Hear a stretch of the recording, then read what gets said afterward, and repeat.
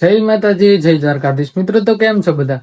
મજામાં ને? આશા કરું બધા મજામાં થશો અને આપણે પણ મજામાં છીએ. તો મિત્રો સ્વાગત છે તમારું મારા નવા વિડીયોમાં. મિત્રો વાગ્યા છે 8:30 અને આજે બાર ગામ જવાનું છે. બધા રેડી થઈ ગયા, તૈયાર થઈ ગયા છે.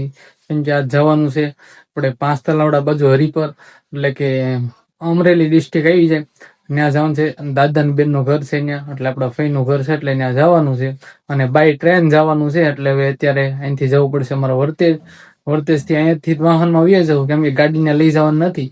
રાત રોકાવાનું છે, એટલે એક રાત તો કઈ રેલવે સ્ટેશન ગાડી રખાય ત્યાં નથી, એટલે ત્યાં કઈ લઈ નથી જવું. એટલે અત્યારે જઈ બસ સ્ટેન્ડ સુધી હાલી અને ત્યાંથી રિક્ષા કરીને ડાયરેક્ટ વહી જવું રેલવે સ્ટેશને. એટલે વિડીયોમાં આગળ કન્ટિન્યુ બન્યા રહેજો.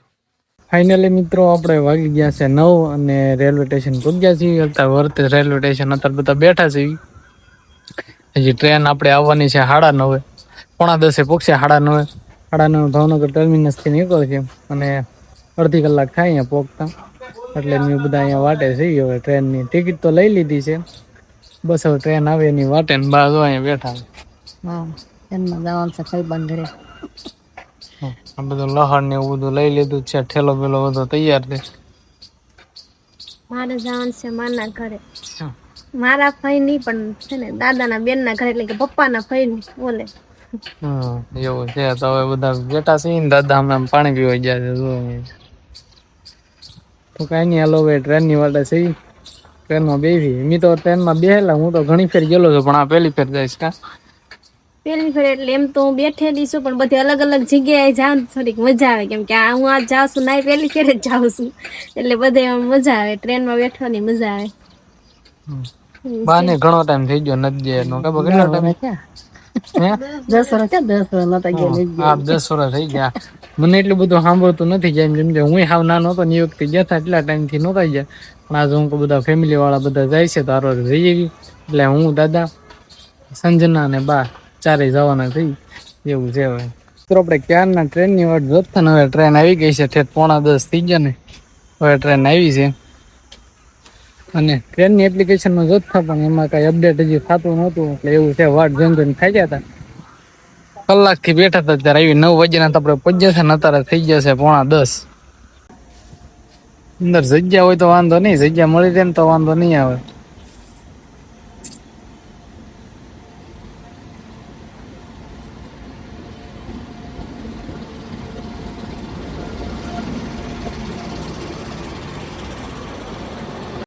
તો ટ્રેનમાં બેસી જશે ને જગ્યા મળી ગઈ છે. ટ્રેન હાવ ખાલી જ છે. અહીંયા બેઠા નંદી પાછા અહીંયા બેઠા. દાદા ઓલી સાઈડ બેઠા છે. અમે લાસ્ટ કાઢવાનું હોય ને, એટલે કાંઈ નહીં. કેટલા ટાઈમ પછી ટ્રેનની સફર કરી હતી.